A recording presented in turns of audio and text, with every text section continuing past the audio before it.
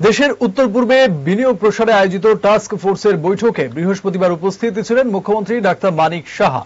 উচ্চ পর্যায়ের টাস্ক ফোর্সের এটি দ্বিতীয় বৈঠক। এই বৈঠকে উত্তর পূর্বে বিনিয়োগ বৃদ্ধির কৌশল নির্ধারণে স্টেক হোল্ডার কনসালটেশনের সিদ্ধান্ত গ্রহণ করা হয়।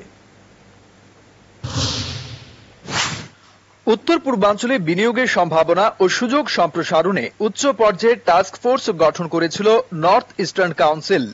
বৃহস্পতিবার এই টাস্ক ফোর্সের দ্বিতীয় বৈঠক ভার্চুয়ালি অনুষ্ঠিত হয়। বৈঠকে সভাপতিত্ব করেন টাস্ক ফোর্সের আহ্বায়ক তথা ত্রিপুরার মুখ্যমন্ত্রী ডাক্তার মানিক সাহা।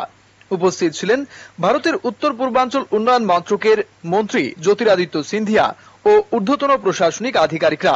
বৈঠকে সিদ্ধান্ত নেওয়া হয়েছে উত্তর পূর্বাঞ্চলে বিনিয়োগ সংক্রান্ত কৌশলগত রূপরেখা প্রস্তুতের জন্য শীঘ্রই একাধিক স্টেক হোল্ডার কনসালটেশন আয়োজন করা হবে। এতে অংশ নেবেন বিভিন্ন শিল্প সংগঠন, সম্ভাব্য বিনিয়োগকারী ও উত্তর পূর্বের রাজ্যগুলির সরকারি আধিকারিকরা। এছাড়া বিনিয়োগ নীতিমালা প্রস্তুতের জন্য খ্যাতনামা একাডেমিক প্রতিষ্ঠান ও বিশেষজ্ঞ সংস্থাগুলিকে যুক্ত করা হবে বলেও বৈঠকে সিদ্ধান্ত হয়। এই নীতিমালা উত্তর পূর্বাঞ্চলের অর্থনৈতিক উন্নয়নের পথপ্রদর্শক হবে বলে আশাবাদ ব্যক্ত করেন মুখ্যমন্ত্রী ডাক্তার মানিক সাহা।